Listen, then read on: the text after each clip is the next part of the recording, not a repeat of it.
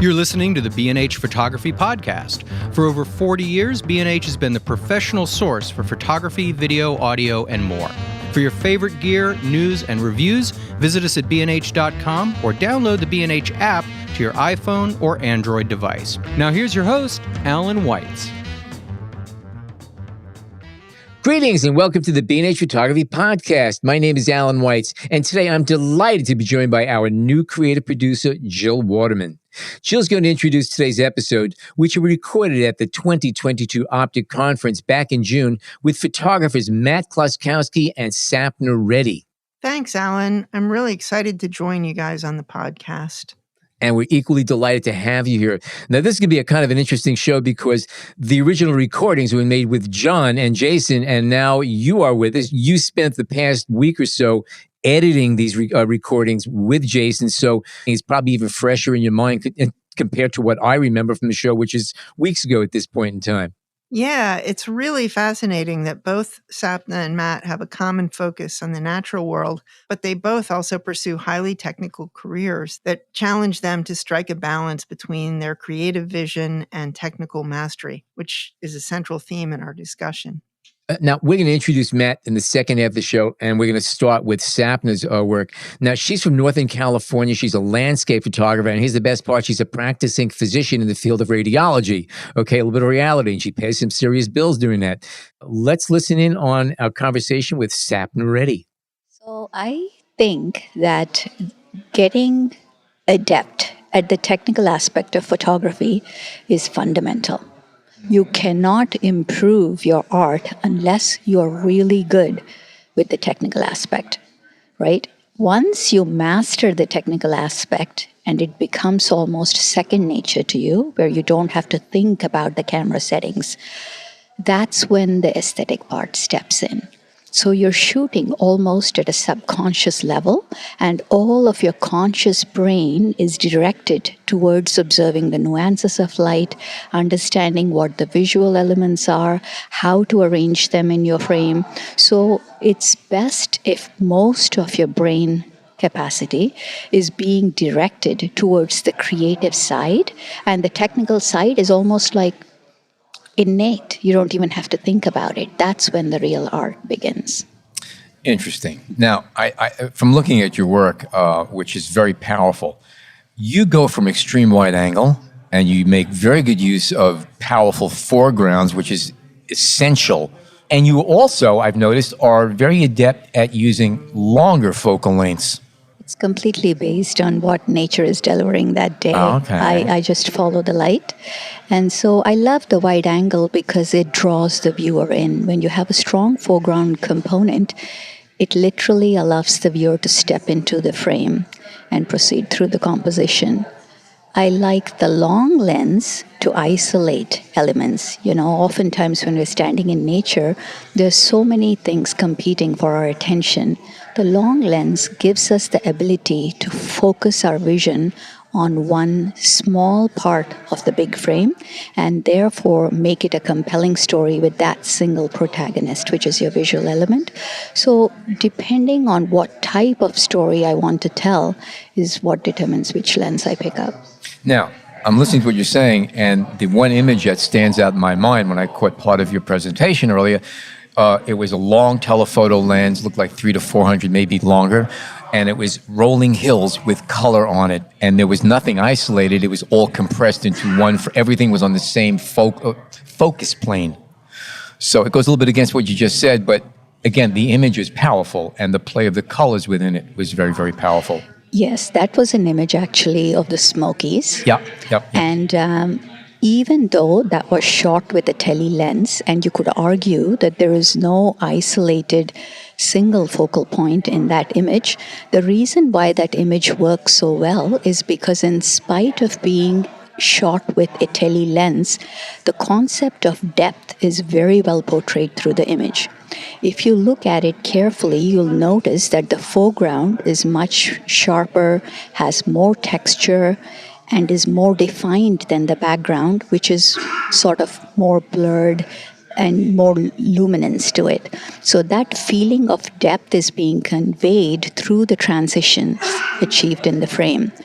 And I actually use it as an example to illustrate how you could have a long lens shot and yet convey a feeling of depth through the frame without having to depend on a strong foreground element or having to isolate a single focal point. Gotcha. And a picture that came up soon afterwards was a monochromatic image taken at pre-dawn in China of a mountain range. Okay. And I found that to be very, very powerful, having traveled through there and seen those mountains. It's another world.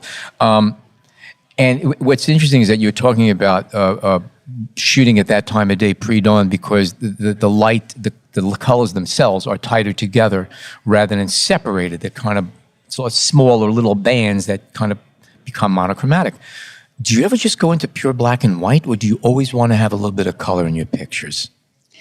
It's interesting you asked that question. I think one of the reasons why I don't do more monochromatic is because as a radiologist, day in and day out, I analyze only gray tones. Oh, wow. So you see, I think who we are or the purpose behind our photography often dictates not only the color palette, but the selection of colors we choose.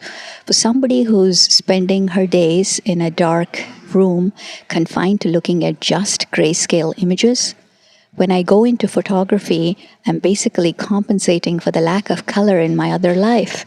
So often people say, your images are overtly colorful and overtly vibrant. And that's because I'm celebrating color in the outdoors. I think monochromatic images are extremely powerful, and I have a few in my collection. I think taking color away kind of draws more attention to geometry and can be a very emotionally compelling image. So definitely there is a role for that. Maybe someday when I quit radiology, I can start making monochromatic images more. Well, I'm fascinated by what you're saying. I think that was amazing to say that you work all day long with black and white technical images, and this is just a total release for you. Past year and a half, 2 years, actually pretty much since the pandemic, whether it's related or not, I went back into black and white almost exclusively. Yeah, I think sometimes color can actually be quite distracting, isn't it? Because it's just adding more visual elements. And sometimes you want it to be more minimalistic and compelling. And in those instances, I think lack of color actually ends up being a stronger photograph. So definitely monochromatic images have a very powerful story to tell. And Sapna, can I ask, did you start your photographic work, outside of radiology, of course, as someone who loved hiking and getting out in nature, or was it the other way around? Photography took you to the woods? So I was a mother before I hit medical school, which meant we were a very poor family because we had to pay the medical school fees. So all of our vacations were intense because we couldn't afford hotels, which was probably the best way to raise my children. That's great. You know, so we spent all this time outdoors, and as a young mother, I loved to document the adventures we were having. So I was taking pictures of my kids and sharing it on social media. And subconsciously, at some point, the camera turned from the children to nature. And I started, not incorporating the kids anymore, but just shooting nature because, they were brats anyhow and not cooperating. I have always been a visual person. That's why I was drawn to radiology. Radiology is just, analyzing images, trying to figure out what is wrong with the human body. And it was only natural that when I gravitated to photography, I wanted to photograph what was right in the world. And has Northern California always been your home, or the area where you were doing your photography work, or started you doing your photography work? Well, I went to medical school in Philadelphia, actually. Oh, okay. So 8 years for medical school and for residency, and went back to Stanford for my fellowship in California. So I would say the initial photography actually was in Pennsylvania, in the forests and the mountains. And, Well, there's some beautiful areas within an hour of Philadelphia. There's some incredible scenery and parks. Sure. And I noticed that some of your work you've had published in magazines and hard copy magazines. Do you submit work? Do you have assignments? Or let's say you took a wonderful photograph that you just took on your own. Do you then say, hey, I want to get this into such and such magazine, and you submit them? Do you have contacts with editors? How do you do that? I have been fortunate enough to have editors contact me because they have seen my work on social media. They'll find a shot especially interesting and say, could you share the story behind it? Or perhaps if I have done a body of work on, say, like the redwood forest, then they come to me and say, do you want to write an article on the redwood forest? So I have written for On Landscape, I've been in Better Photography, and outdoor photographer. So quite a few magazines, Lonely Planet, have had publications both national and international. But it was very organic. I never really chased after it. I'm also not that great at putting my images in for competitions. Once in a while, I manage to get something in, and it's really nice to see an image win. And I do that especially if it's an image that I would like more people to see, or if it has very special meaning for me, and I feel like this will probably resonate with a lot of people. So I've submitted to National Geographic for that reason, and to Outdoor Photographer, and both won the assignments and then got published subsequently. Now I have a pretty good rapport with the editors, so they will reach out from time to time and ask for images. But it was social media where you first kind of put your work out there and started getting some Yeah, feedback? pretty Interesting. much, yeah. Instagram, Yeah. wonderful. That's a pretty good endorsement for social media and why you'd want to put out your pictures there for the world to see. Yes. And how do you see your images? What is the final product for you? Do you print images, or is it on a nice big monitor, all looking sharp and pretty? So actually, the purpose behind my photography was also kind of an organic evolution. The time I was spending in nature was very healing for me, and then I would return to work and I would see like this harsh light in the hospital, the whitewashed walls, the fluorescent lights, and this ambience that was almost The creating antithesis fear. of nature. Exactly. So I didn't understand why, when we were trying so hard to heal the human body, we would not work towards easing the mind. Why create an ambience of fear and discomfort?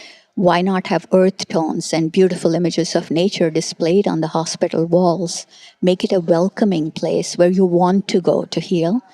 So I took that idea to the executive board in the hospital and said that the time I spent in nature is so healing. Can we please incorporate images of nature, give people something nice to look at while they're waiting for their diagnosis, waiting to get a test. They're, apprehensive, they're anxious. Why don't we give them something nice to focus on? And they loved that idea. So my very first major project was to create images for the hospital. And so I was very new in photography at that time, made a ton of mistakes in generating my images, gave it to the hospital, and they loved them, and they printed them huge, like 8 feet, 10 feet, which meant every day I walked into the hospital, every mistake I made glared back at me, full size. But right? you were most likely the only person who saw most of those mistakes and nobody else did. Yes, for the first few days, I begged them to take them down. I was so embarrassed. And then gradually, I started getting feedback. And, as I heard more and more people say, I really like being able to see these images. That was very rewarding to hear it from patients.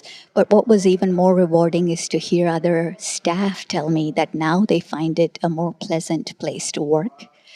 And so changing that mindset was very important. And then I began to accept it's okay. It's okay to make mistakes. It's okay to try to be a perfectionist. And, it's all good. So. I think It's a great that attitude. that is a phenomenal story to really absorb. And I think anybody from our listeners who enjoys what they do and again, trying to earn a living as a photographer and going pro specifically is not an easy thing. The competition is phenomenal. Cameras are easy to use these days. It's no longer, something you have to study and master. You can open up the box and they take phenomenal pictures. So how do you get a name for yourself, and how do you get other people to see your work? And I think, your example of, you're working in a hospital and it depresses you and you say, wait, I'm taking pictures that are different than this, are the antithesis of what these walls are about. And you went and approached people and they agreed with you and you made a big, big difference, which also led to you getting out there and becoming more of a well-known photographer. And it was at where you worked. And I think that's the best thing about it. You're not knocking on doors of ad agencies and magazines. You went to HR at the hospital you work at. And I think that's a great example. And I think a lot of people who are good at photography should consider that. Where do you work? What places are around you? What coffee shop do you go to every morning? Do they have walls? Offer to put up pictures. Exactly. Right. And I think, I have been fortunate not to have to pursue art with a commercial bias, right? Because I have a steady job that provides a livelihood. Often people will say you're not dedicated enough if you are not a full-time photographer. I am of the opinion that you're extraordinarily dedicated when you say, I'm going to create art just for the purpose of creating art, not as a means of livelihood, right? So then nobody is asking you to do it. There is no deliverable, there's nothing. You choose to spend whatever time you have pursuing an art you love. I think that indicates greater dedication than saying, oh, I gave up my profession and moved into this. Because to be able to fulfill the financial responsibilities you have and then carve out extra time and say, I am going to do this because I love it, matters. Yeah. I mean, there's an old ditty that goes that, a definition of a freelance photographer is somebody with 2 Nikons and a spouse with a full-time job. It's true in many ways. And what you just gave was, again, it's a beautiful example of having your cake and eating it. Really, seriously, seriously, it's a great story that way. And I think a lot of people should consider that and take it into, okay, how can I make that happen for me? Plus, it's like a mindset that we have accepted as norm that we need to have only one career, right? Yeah. That if we are doing our job, that's it, and we have nothing else in life. Who is to dictate that to us? Why can't we be more than that? Why can't we have dual careers? Who is there telling us these things? It's time we stepped out of that conventional theory and said, no, I'm going to make this journey mine. And I'm going to make it interesting and adventurous, and it will incorporate everything I love. I love medicine. I love taking care of patients, but I love art too. And I think when you find that right balance between science and art, between financial stability and creative freedom, you will lead a much more complete life. Tell us, what kind of workshops do you have coming up right now that our listeners might be interested in attending? So I do both international and national ones. The national ones, obviously, I do them more in California because that's where I live. So the Mystic Redwoods Forest Workshop up in Northern California is one of my favorites. And then we do autumn colors in Eastern Sierra. And then I love the cypress trees and the way they change color in autumn. So, the bayou is one of my favorites for domestic workshops, and I also do autumn in Utah Badlands. For international ones, there's a whole slew of destinations to choose from. I absolutely love mountains and exotic places. So Bhutan, Namibia, Iceland, Indonesia are all on the menu. And the upcoming workshops I have are Indonesia in September, which is Bali and Java. And I think that country has such a plethora of subjects to photograph, from volcanoes to tropical rainforests to waterfalls to you name it. It's one of my favorite destinations, and every workshop day ends with a massage by a waterfall. How can you beat that? Well, so does the Optic conference. Did they tell you that? I wasn't sure. Nope. So one other question. I'm listening to these workshops, and it's amazing. Your hospital gives you time to do all these things? Do you have a good relationship with them? So now I'm actually literally pursuing a dual career because I work 3 days of the week in the hospital. So it's Monday, Tuesday, Wednesday. And Thursday through Sunday, I focus on photography. But importantly, radiology is considered a high-stress job. It induces a lot of burnout because you're spending prolonged hours of time doing visual analysis. And staring into a screen, and you cannot afford to make a mistake because that would obviously impact somebody's life. So it's a high-stress job. So they mandate that we get 6 to 8 weeks of vacation all of which for me goes into photography. So ultimately it ends up that I probably spend 60% of my time in photography and 40% in radiology. And so it's been a good balance. It was worth sleeping in those tents, right? Back Yes, then. yes. And the good thing is like you get to flip flop, right? So when I'm in the field and I'm carrying a heavy backpack, climbing up some mountain, I'm thinking, I'm looking forward to radiology when I can sit in a plush chair, sip my coffee, and read a few cases. And when I'm sitting in my plush chair, sipping coffee and reading a few cases, and it gets boring, and I'm like, hey, I'm going to Indonesia next week. I'm ready for it. So I think it makes life interesting, and it also makes you appreciate each facet of life that much more. That's great stuff. If our listeners want to catch up on your work and see what you're up to, where can they go to? My website, sapnareddy.com. And I'm also very active on Flickr. That's where I usually post my image first. And from there, I push it to Instagram and I push it to Facebook. And, you can reach me by email. I'm constantly communicating with people. And I'm quite prompt with my responses. So please feel free to reach out. Amazing. Great speaking with you, Sapna Reddy. Thank you for joining us. It's refreshing, and it's so really terrific to see when somebody actually gets their entire life to work together between work and play and getting them to blend in it and sharing it with everybody else. And again, all of your links will be in our show notes for our listeners to catch up on your work. And thank you so much for joining us today. Thank you so much for having me. Okay, after a break, we're going to be joined by Matt Kloskowski. Stay tuned.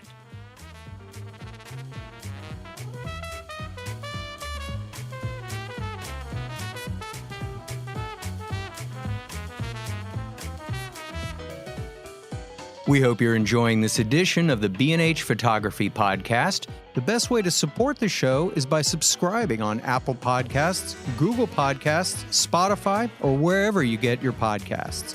For links to gear and more information on today's guests, check out the show notes in your podcast app or visit our homepage on the B&H Explorer website and join the B&H Photography Podcast Facebook group. And now, back to the show. Matt Kloskowski might just be the only Sony artisan of imagery who does not consider himself, quote unquote, a professional photographer, though he does earn a decent living educating others who might strive to be one someday, or at the very least, know how to take darn good photographs of birds and the occasional monkey or snake. Matt, right? Matt describes himself as a Photoshop, Lightroom, ON1, or whatever other software you want to use type of guy. That pretty much keeps things covered. And he spoke today about taking dead sharp, well-exposed photographs of whatever floats your visual boat. Welcome to the B&H Photography Podcast. Thank you for having me. What an introduction. You talk about photography being a balance of science and art. You want to elaborate on that a little bit? I think there's a very technical part of photography. Right. And then you have to know the technical part because you don't want to be stopped by it.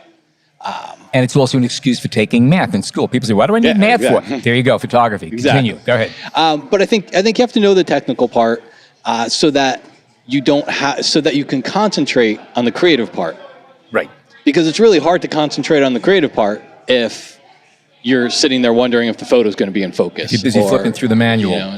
My class on the razor sharp bird photography class that I do that's the concept of it is I want to get you past the camera stuff because the hard stuff is actually the creative stuff. The hard stuff is where you're going to stand and what you're going to take a picture of. So the trick is to have your camera and lens be transparent between your eye and your subject. Yeah. I thought your philosophy was embrace the chaos. So it's hard because if you don't, you got to sit on my class because, so I believe we've gotten to a point. Cameras have gotten so good. Frame rates are so fast, resolution's so good, all these different things. You have to try to take a bad picture these days. It's true. And I don't say this to be purposefully self-deprecating. I say it because I really think it's true. With the camera that I'm holding today and the lens, I'm just a guy that pushes the button.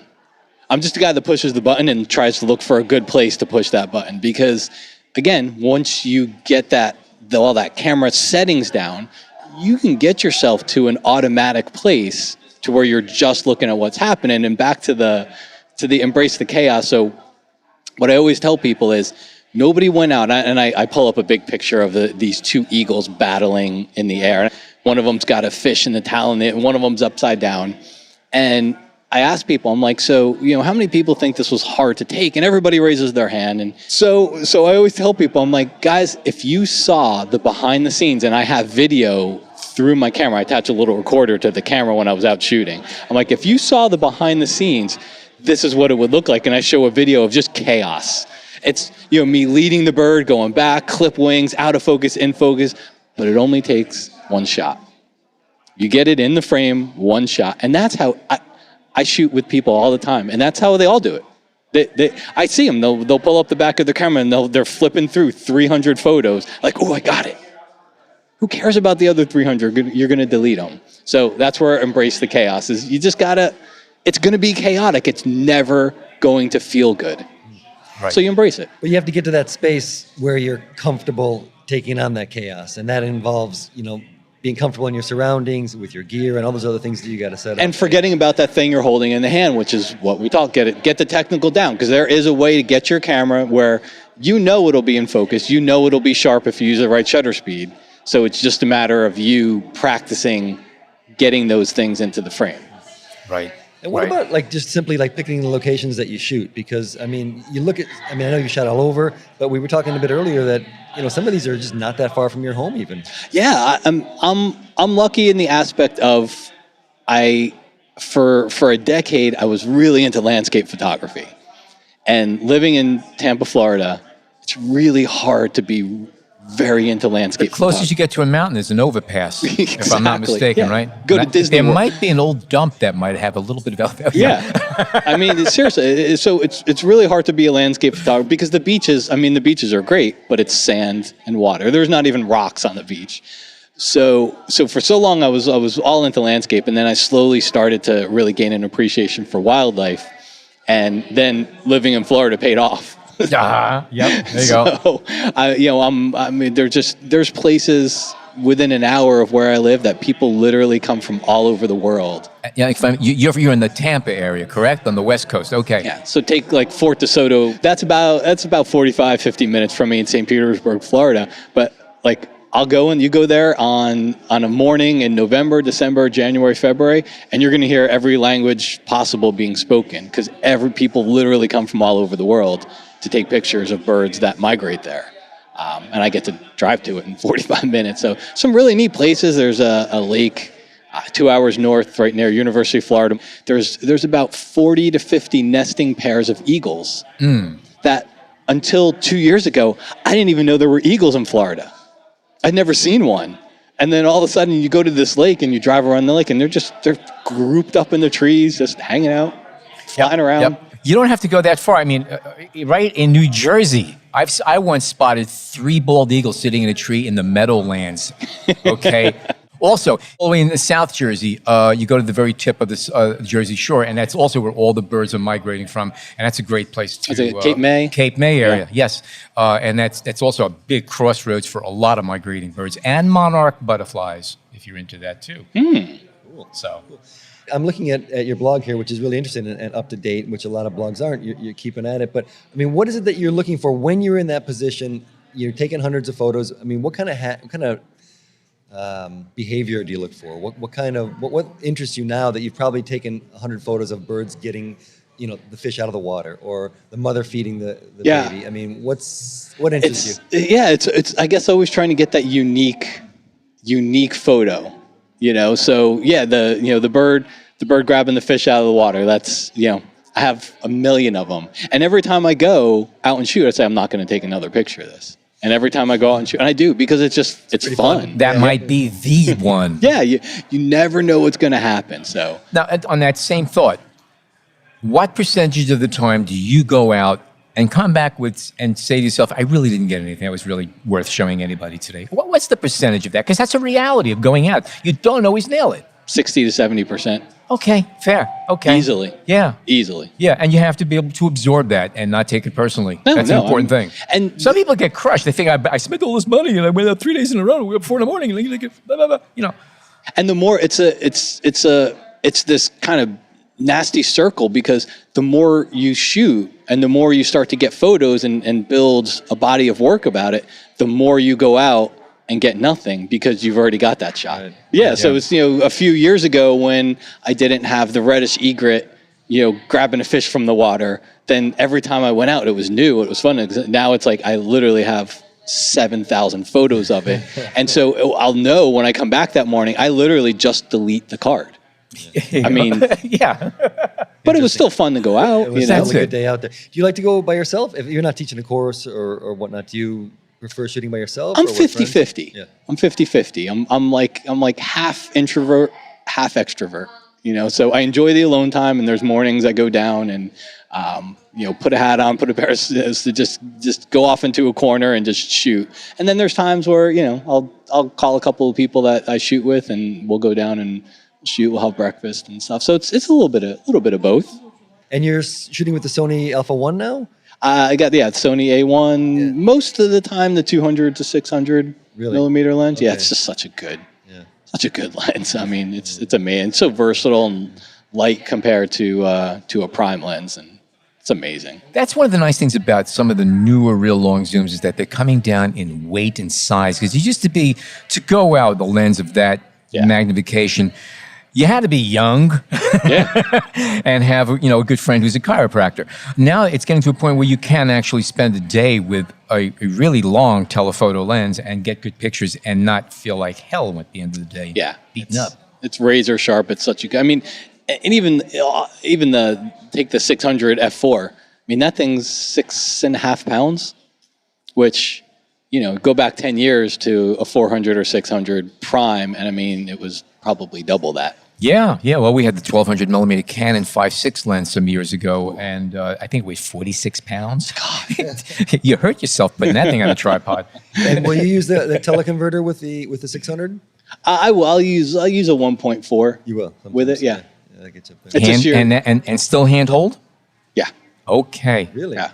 I don't shoot anything on tripod. Really? Wow. Okay. Now that is impressive. I mean, I've handheld some 500 millimeter lenses and nailed covers with them at low speeds, but it's not something I relish doing. I mean, keep in mind, most of the time I'm at 3200th of a second.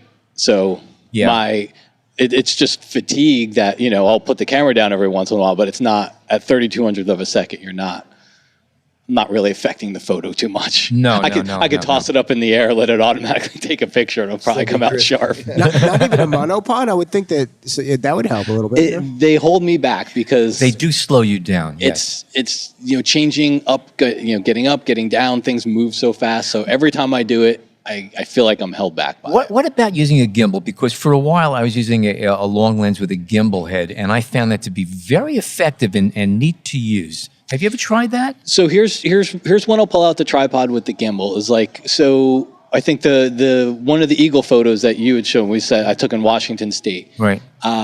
We were on a beach, and the eagles were grabbing fish from all the rocks and things kind of out. The tide went out. And where they're going to be. They're not going to come land right on the ground in front of you or anything like that. So where they're going to be. They're going to be all out there, and you're going to be sitting there waiting for hours. Then I'll pull out the tripod and gimbal because I know I'm not changing. I'm not getting up and down. I'm not. All right. But when I go to like the beaches near me, it's a little bit different. I want to be down on the ground, and all of a sudden I got to jump up and run, and I might stand and take the next shot. And so that's where the tripod becomes a hindrance. Understood. Yeah, it makes sense. So yeah. And do you use anything for support in these situations, or is it just your arms and the strap around your neck to balance? Or? I mean, the best tool I ever bought was a little camping chair. It's like 12 inches tall, and I sit on it, and then I flip out the screen, and I hold it down on the ground, and I sit there and I shoot. And again, if I was shooting at 400th of a second, that might be a problem. Any slower, it would definitely be a problem. At 3200th of a second, when I do that, my hand holding is not causing any issues. So yeah. And what would your ISO be? Let's say it's a bright day and you're at 3200. Sunrise-ish, it's probably going to be 5,000-6,000 or higher. I mean, it can definitely go higher. But once the sun's up for an hour or two, 800, somewhere around there. So, I mean, with the cameras today, it's like, I don't even, on my Sony, I don't even blink an eye until I hit 6,400.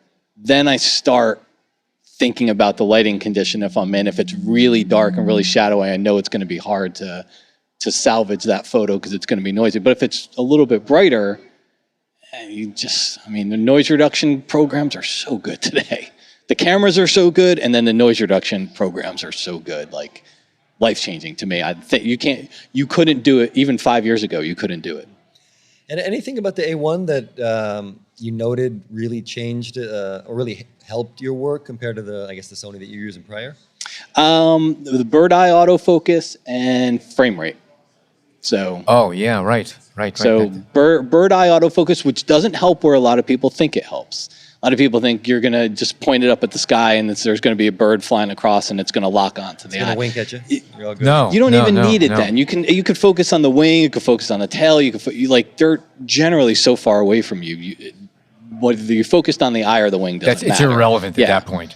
To me, where the bird eye actually helps, it's almost kind of like eye autofocus for a portrait photographer. Now so the bird lands on a branch. Now I no longer need to focus and recompose. Now, because you can get a lot closer, so focus does matter usually if they're on a branch. But you don't have to focus and recompose. You just get the bird in the frame and it finds the eye and you're focused. And it holds on even if because birds move pretty quickly and it seems to hold on pretty well. It's amazing. It's nice. For perch, for flight, I very, very rarely see the eye autofocus lock on in flight.